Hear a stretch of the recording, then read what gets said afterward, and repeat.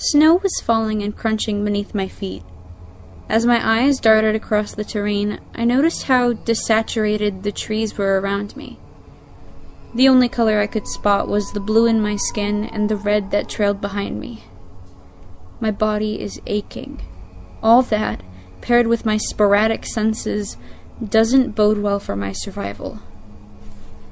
"Where'd you go?" My assailant isn't close, but they aren't far. Their taunting is loud enough to hear. That's a red flag in and of itself. His picture is prominent in my vision. Who was I running from tonight? A man with a knife. A man who I don't know, standing over my dead mom in her now burning cabin in the woods. A knife previously buried in my best friend's ear. This was my mother's, Mom had said, smiling up at the wood-logged outer walls. She gave me the keys shortly before she died. "It's a lovely cabin, Miss Stevenson."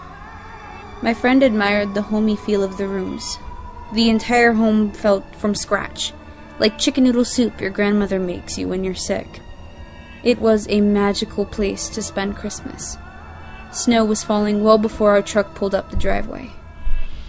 As we decorated the interior and exterior of the home, my mom had promised that the keys would belong to me soon.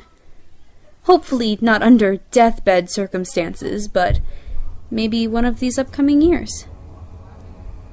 "I'd like that, Mom." "Then you can drive me up here when I'm all old and wrinkly." "Mom!" I giggled. "You'll never be old and wrinkly." I didn't mean literally. What I meant was, well, I don't know. She would always be my mom, not my old wrinkly mom. However, now it's more literal. She'd never be old and wrinkly. She'll never even reach 50. I don't remember seeing a gray hair on her head even. Maybe it was the hair dye she frequented. Maybe it was the blood. I don't remember how far away I am now. From the cabin, I mean. It's almost daylight and I can still see the smoke rising beyond the white trees. I wish I'd had time to grab a sweater before I'd set the cabin on fire. My plan had proved fruitless anyway. My mystery murderer wasn't inside. After I had poured the gasoline and put my lighter next to the fluid, I attempted to drive away. My mother's car keys were almost in the ignition when I felt a sharp pain in my shoulder. Damn! I missed. Serrated steel was ripped out of my shoulder as he teased my screaming. "You prick!" I managed to growl as I threw the car door open and ran for the forest. He followed shortly after, of course. I couldn't guess how he didn't catch up to me initially. Since then, it's been an on and off. I stumble, he catches up. I speed up, I lose him. Repeat. The same cycle for the last who knows how long. What would be the next twig to trip me? Would he get the best of me this time? I've been stabbed in the shoulder once. Where would he aim for the kill shot if he had me down? The stomach? I gagged on blood. My body was fresh out of adrenaline, so all it did was burn and sting with every new thrust of the blade. It took me too long to bleed out. Or maybe the head. Blood came from my nose and ears.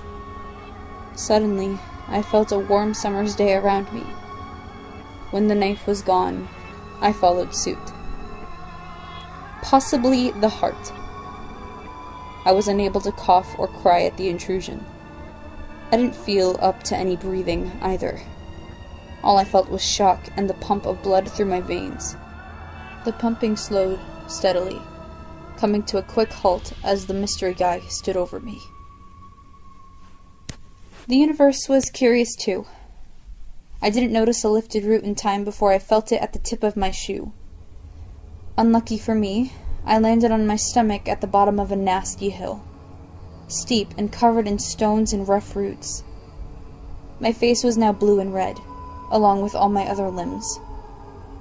My shoulder stopped dripping as much, so I had the pleasure of listening to his footsteps get close and then continue beyond my ears.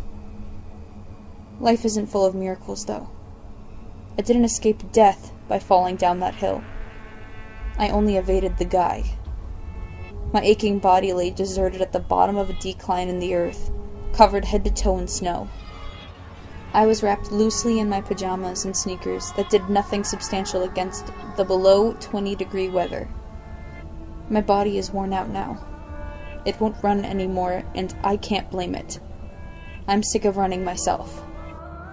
Instead of stabbing, the coroner will find hypothermia to be the cause of death.